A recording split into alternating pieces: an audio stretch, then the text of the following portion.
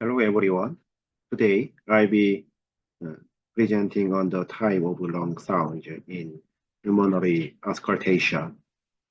We'll go over both normal and abnormal breath sound, as well as voice transmission tests that are used in diagnosing respiratory conditions. Let's begin with the three types of normal breath sound.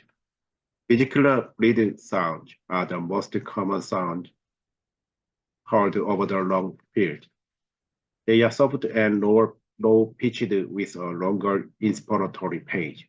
They are best heard over the periphery of the lungs. Bronchial breath sounds are louder and higher pitched. They have a shorter inspiratory page and a longer expiratory page.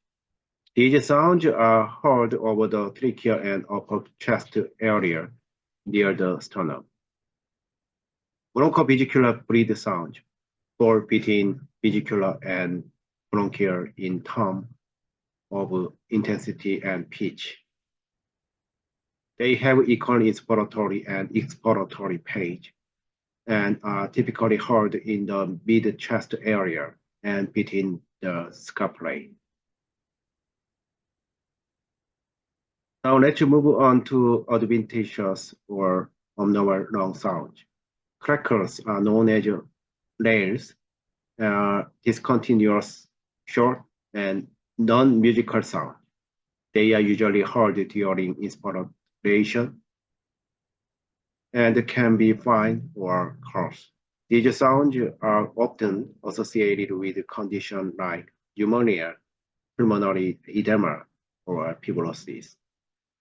With continuous, musical, and high-pitched sound, they are commonly heard during expiration, but can also be present during inspiration.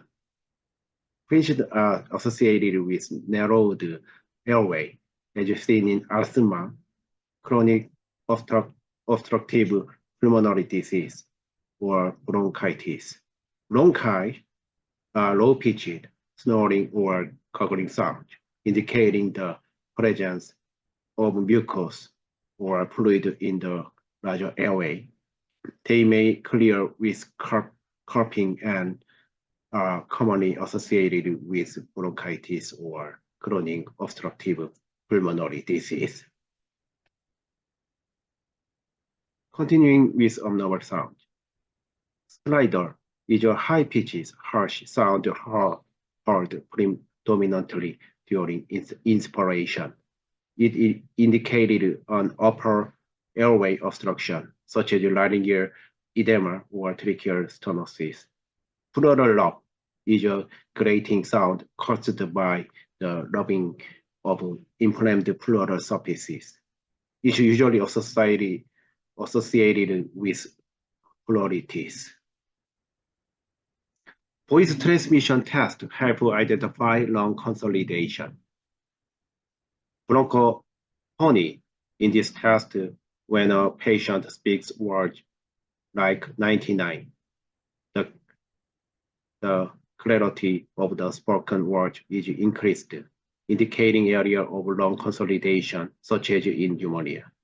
Agophony, when the patient says E, it may sound like AYL through the stethoscope if there is a lung consolidation. Whispered pectoral loci. This is when whispered words are heard clearly through the stethoscope, suggesting lung consolidation as well. In summary, we reviewed the different types of normal breath sound, such as vesicular, bronchial, and bronchovesicular.